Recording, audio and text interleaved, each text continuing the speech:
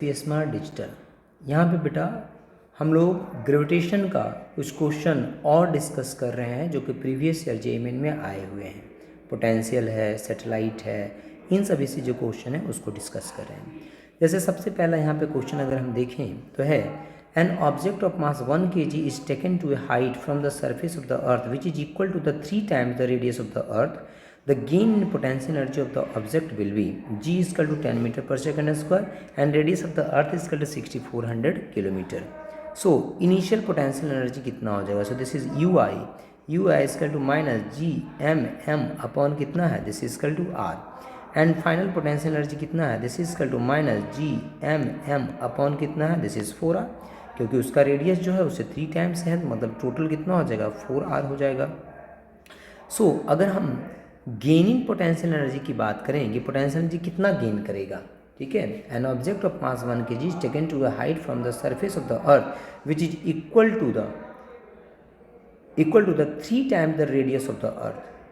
ठीक है, जो रेडियस ऑफ द अर्थ है उसका 3 टाइम्स है, तो आपका एनर्जी इतना हो जाएगा potential energy. So gain in potential energy of the object will भी कितना हो जाएगा? So this is equal to U F minus this is U I. सो अगर हम इसको सॉल्व करें तो this is equal to U F is equal to minus G M upon 4r and minus minus plus होगा, this is G M upon R. So this is equal to अगर हम देखें तो ये हो जाएगा 3 अपॉन कितना हो जाएगा? आर हो जाएगा, 4r LCM is the 4r. So this is equal to delta U is equal to this is equal to 3/4 this is M G are.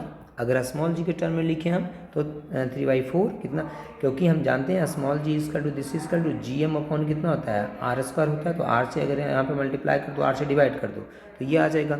इन सब की वैल्यू पुट कर दो तो डेल्टा यू इसका टू कितना? 3/4. मास इसका to 1, acceleration due to gravity 9.8 and radius इसका to this is 6400 kilometre, मतलब 64 into 10⁵. So this is to 48 mega joule is the correct answer.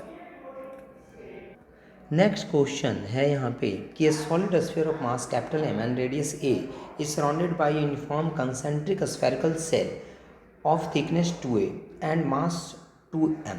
The gravitational field at a distance 3a from the centre will be. So this is equal to, अगर हम यहाँ पे gravitational field निकालें, ठीक है, तो gravitational field is equal to जैसे जो ग्रेविटेशनल फील्ड होता है और जो एक्सेलरेशन ड्यू टू ग्रेविटी होता है दोनों इक्वल ही होता है. जी एम अपॉन जैसे आर स्क्वायर होता है, अगर आर बढ़ाते जाएंगे तो बढ़ता हुआ चला जाएगा. सो जो ग्रेविटेशनल फील्ड हो जाएगा this is equal to gravitational field is equal to यहाँ पे आ जाएगा E G and gravitational field due to the earth is equal to G M upon this is equal to 3a का whole square and plus G into 2m upon this is equal to 3a का whole square. क्योंकि कहाँ आएगी? Solid sphere of mass m and radius a, तो उसके कारण G M upon ए square होता है. Is surrounded by uniform concentric spherical shell of thickness 2a and mass 2m. The gravitational field at a distance 3a from the centre will be. तो बड़े वाले मास के कारण कितना हो जाएगा? एक अंदर में मास है, एक बाहर बड़ा मास है. तो जो m मास है अंदर में, उससे वहाँ से डिस्टेंस कितना है? 3a. जो बाहर वाला है उससे भी बोल रहा है, उसके सेंटर से भी 3a. तो दोनों के सेंटर से 3a है, बस मास ही दोनों का अलग है, डिस्टेंस तो सेम ही है. तो gm अपॉन 3a का whole square plus g 2m upon 3a का होल स्क्वायर.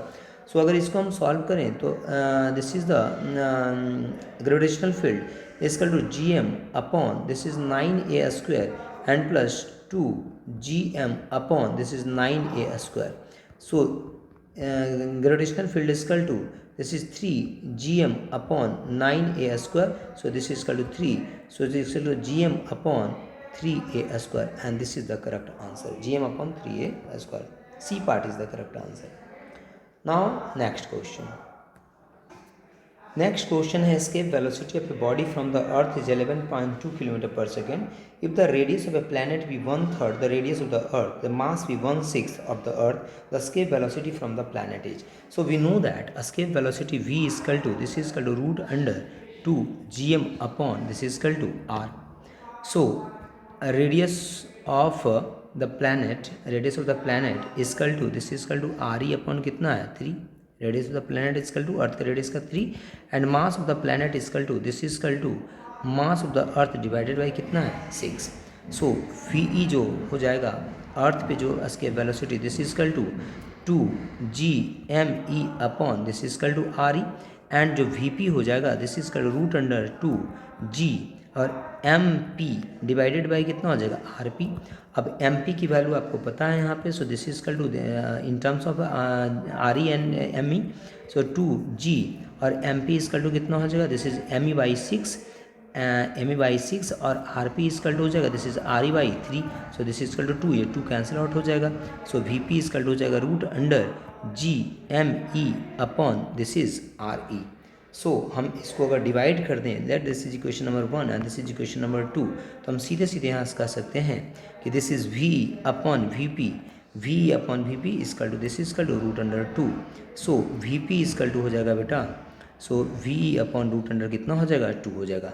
वैल्यू पुट करोगे तो this is 11.2 kilometre per second होता है escape speed from the earth surface, and root T की वैल्यू 1.414, सो अगर इसको कैलकुलेट करोगे तो this is equal to 7.9 this is kilometre per second, this is the answer. Next question देखें तो फिर से उसी तरह क्वेश्चन है कि planet A has mass m radius r, planet B has half the mass and half the radius of planet a, if the escape velocity from the planet a and b are v and vb respectively, then va upon vb is n by 4, so n is।